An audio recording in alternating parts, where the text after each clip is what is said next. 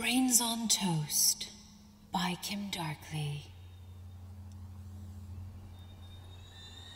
You want some brains on toast, love? Mrs. Bennet asked. What? I replied. My head shot up from the old English sheepdog, whose ears I'd been massaging. I knew that English fare didn't have a great reputation, and that times were tight. But had the folk in this tiny town resorted to eating one of the body's most treasured organs? Mrs. Bennet held a small pot in my direction.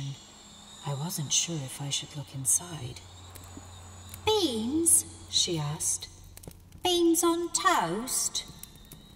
In the firelight, I could see the orange mush of what might be construed as either beans or brains, especially when as delirious as I was.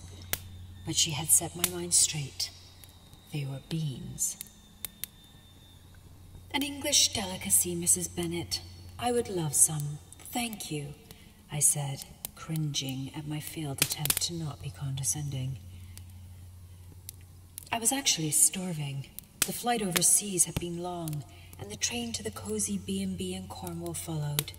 In truth, I might have eaten brains on toast if that were on the menu, but I was relieved that my bread would hold a more savory item. After my fourth cup of tea, I finally convinced Mrs. Bennet that it was time for bed. I had lots of exploring to do tomorrow, what with beaches and castles to visit. Besides, I couldn't keep my eyes open another second. She was reluctant to let me go, but finally she agreed after forcing me to eat just one more custard cream. Very full, I ascended the rickety old stairs up to the snug attic I had rented. Best keep the curtains closed and the windows shut, she warned. I nodded my agreement, as Mrs. Bennet had a deep look of fear in her eyes that was unusual to the Cornish. She'd grown up in a rough part of London, I justified. It was a city thing. I intended to do as I was told, as I was spooked already, what with the wind whistling through each pane of glass like lost ghosts, but I chalked it up mostly to being exhausted. The attic was dark and cold, and I used an oil lamp to help me climb into bed, which snuffed out of its own accord as I drifted off into a dark dream. At 3 a.m. I awoke abruptly, falling, my face smashed onto the floor. I was instantly aware that I had been punted out, shoved by something or someone. I scrambled up quickly and flung open the curtains for light from the moon to see if there was an intruder. But all I saw was a wagging tail. "Salty," I whispered. The dog snuck out from behind the bed. "Did you hoof me out?" I asked. But Salty ignored me and ran to the window. He put his paws up on one of them and drew up to a tall stand, peering outside, curiously entranced. I walked over and looked through the windows also, snuggling into Salty's soft fur. There was such raw beauty out there. The ocean was wildly ravaging the cliff, each furious wave smashing the rock and throwing its white crust up to be licked by a silver lunar shimmer. I took a deep breath. Suddenly, I felt so alive, like I'd consumed something that gave me great power, exuberance, energy, and joy, a feeling of being unstoppable, free and completely connected with everything and everyone. I opened the other window so as to inhale the scent of the ocean breeze, but Salty snarled, then snapped at me and ran off with a whimper. I stared after him. What a strange dog.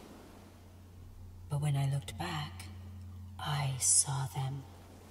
At first I couldn't believe it. Was I imagining things? They were coming in the hundreds, crawling up over the cliff like silverfish. Coming into view, their forms seemed similar to humans, but a bit off. There was something odd about them. Their movements, perhaps. They had longer arms and glowing eyes. They appeared to be naked, but had no organs to define them as male or female. They also had no hair. Their bodies had a soft, silky sheen as they slipped quickly toward the cottage. As they drew closer, I saw talons where there would be hands, and claw-like teeth protruding and sharp. They had a way of jumping through time, jumping forward as if they had slithered a long distance within a fraction of a second. Before long, they had climbed up the side of the cottage and were suddenly scrambling onto the mini terrace outside. Overwhelmed, I tried to slam the window shut, but body parts got caught in the frame, and there was no stopping them. They glared with eyes that reflected different colors, as if communicating feelings and thoughts with shots of light in different hues that flew out and bent towards each other, receiving and transmitting. Their tempers turned violent as I tried to hold them back. My hands received deep scratches and lashes. I was even bitten on my arms by their very sharp teeth. I made the decision to run, but Mrs. Bennet was standing behind me, holding a baseball bat. Best be moving out of the way, love, she cautioned. I ducked just in time as Mrs. Bennet's bat swooshed at a body that had crept up behind me, knocking its head off completely.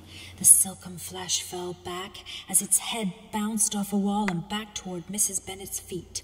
She cracked the skull so hard that it split in two and the teeth fell right off. She then swiped it to the side, ready for another go. Mrs. Bennet did this to 10 more bodies before she whistled loudly.